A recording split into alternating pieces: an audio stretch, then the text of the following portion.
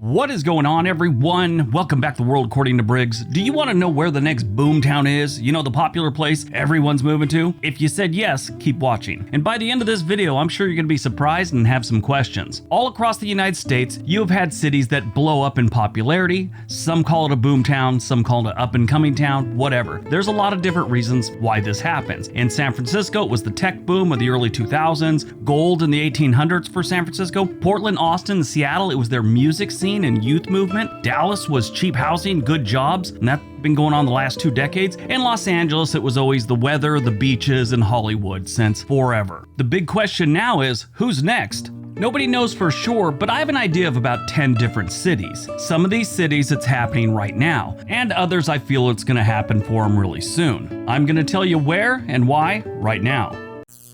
Number 10, Murfreesboro, Tennessee. Yes, put your teeth back in your mouth. I said Murfreesboro, Tennessee. It's not too often Tennessee shows up on a place like this. I mean, they had their boom when Nashville became a really popular place, especially for people trying to get into the music industry. Nashville is still popular with a lot of people. I just think some of the attention for people that actually want to live there and maybe not get involved in the music industry are moving to the outskirts of Nashville. And I think Murfreesboro is a perfect place for that. They got the West Fork of the Stone River flowing right through town. This place is a great place if you're a Civil War enthusiast too. So there's that. It's relatively inexpensive. Crime is only like 20% above the national average, so that's great. For those of you that don't think that's great, stop typing. There's cities in the United States right now that their crime rate is like 450% higher than the national average. So Murfreesboro, with their 20% above, is doing great. Housing is not terrible. And you got Nashville right up the road. Murfreesboro is starting to be one of those places where, let's say 5 years ago, you saw a lot of trucks going down the street. Now it's being replaced by really nice SUVs. They got jobs, educated people, and tech companies are starting to look at Murfreesboro now.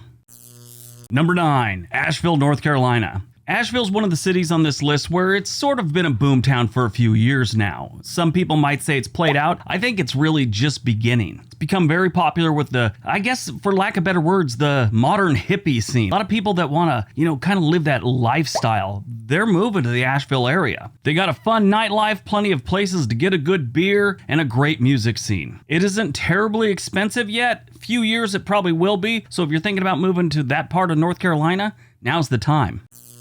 Number 8, Greenville, South Carolina. Greenville is a place that I think is going to see a big boost here in the near future. They're building a lot of houses there. They're pulling a lot of permits to build whole housing areas too. And it's not just Greenville. In that area, you also have Simpsonville and Malden that are sort of blown up right along with them. Greenville has a little crime, but in the last 2 years, it has dropped a little bit each year, and it looks pretty good for the future. They have a low cost of living, they got jobs, their housing is kind of medium, it's not crazy, but it's still drawing people in. Weird thing that I've always noticed about South Carolina, their cities and their suburbs are pretty decent in most cases. When you start to get to some of their little small towns, they get really backwards really fast. So if you decide to move to like Simpsonville, Malden, or Greenville, just keep that in mind. Stay close to the city. You don't want to be trapped in the woods with some kid playing a banjo while another guy twists your ear and tells you to squeal like a pig.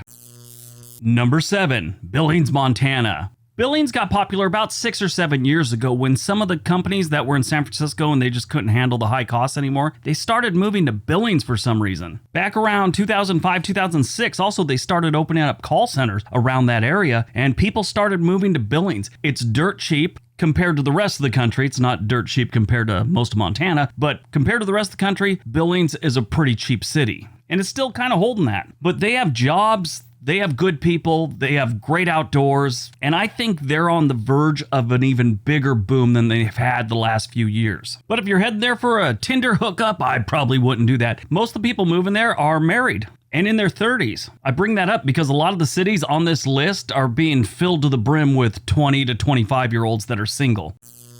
Number 6, Warrenton, Virginia. Now, Warrenton isn't the only place in this one. People are moving further and further outside of Washington, D.C. It's too crowded, too expensive. Virginia's a great state to live in, but it's getting really expensive, especially that upper part near Washington, D.C. Now, people for years have been moving outside the Washington, D.C. metro area, which in Virginia includes Arlington, Alexandria, places like that. Well, now that people can work from home more and maybe have to go in occasionally to the office, they can move further and further away from Washington, D.C. And you start hitting Manassas and Dale City. People have been kind of moving there for years, but they're going to start coming out further, I bet. And you'll probably start seeing places like Culpeper, Fredericksburg, and Warrenton blow up. So this one really could be rural Northern Virginia. Just stay out of Gainesville. I've had a woman named Glennis, I believe it's pronounced.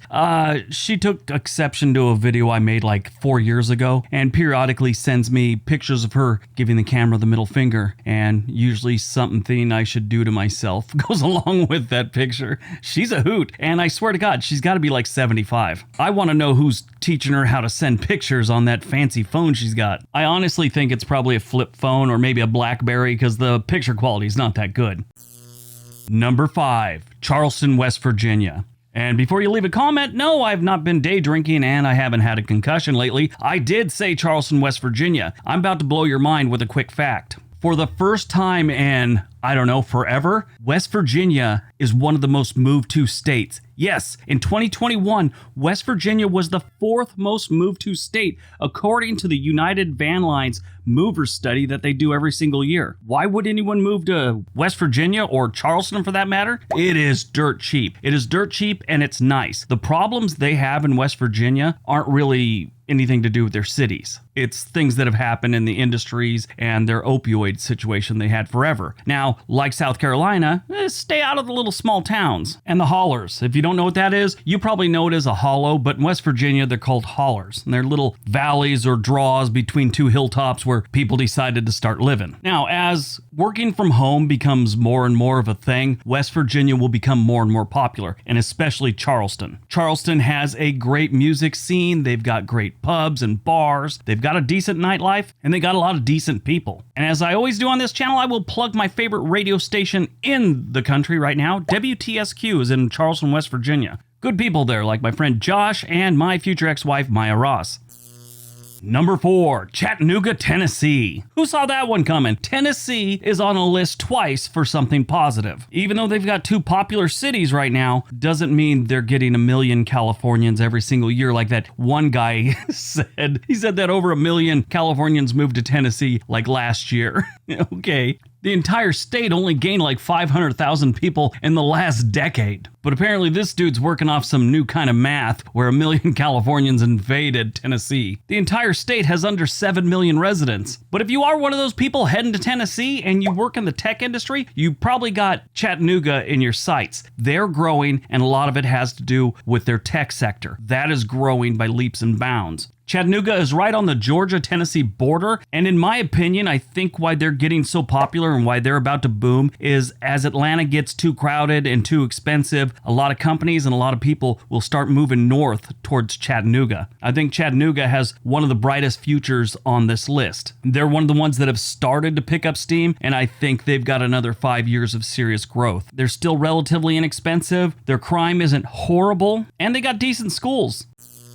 Number 3, Baltimore, Maryland. Now, bear with me on this one because I know a lot of you just gasp. Baltimore has horrible crime, but it's getting better. 3 years in a row, their crime rate has dropped. Houses for a major city are relatively cheap, and tech companies are moving into Baltimore. The city's done a really good job of luring companies in, which has brought higher paying jobs, more people are working. If this continues, I honestly think Baltimore will be how Seattle was in the early 2010s. In case you don't know, Baltimore isn't too far from Washington, D.C., so people work in Washington, D.C. that don't move to Virginia might start heading out towards Baltimore.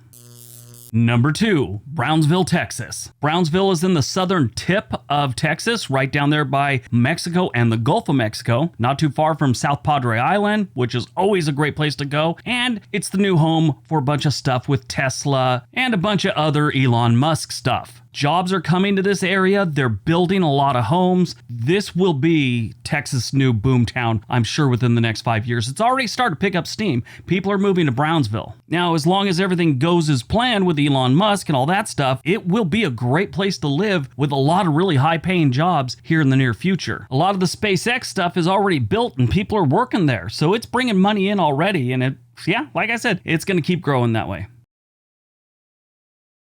All right, before we get to number 1, don't forget we have another channel called On This Day. There is a link down below. And as a bonus, Columbus, Ohio. Intel just announced they're moving a giant chip plant right outside of Columbus, Ohio. And I think in probably the next 4 or 5 years, Columbus, which is probably the best city in Ohio already, will become a boom town. All right, on to number 1.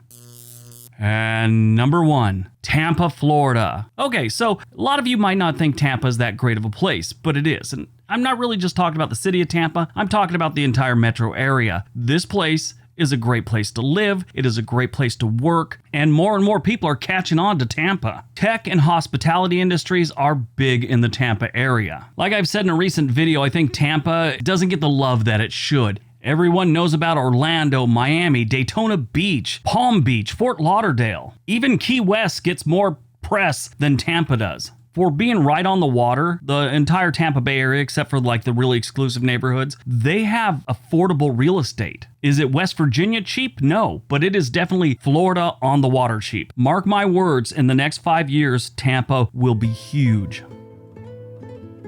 All right, that's today's video. Hope you guys enjoyed it. Hope you guys didn't mind it being like an opinion video instead of a stat-driven video. Most of the time we like to rely on stats, but this is kind of my opinion on the stats that I've been looking at over the last few years. Anyway, everybody have a great day. Be nice to each other.